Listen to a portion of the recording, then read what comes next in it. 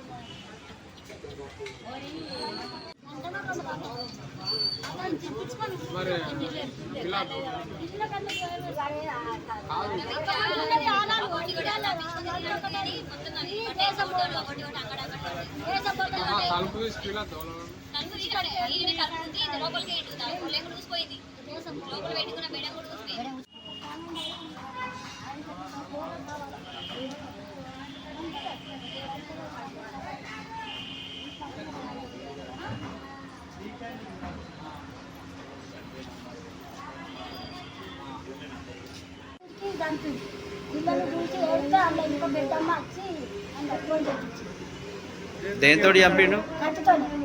ఏం కత్తి? మేకను పోసే కత్తి.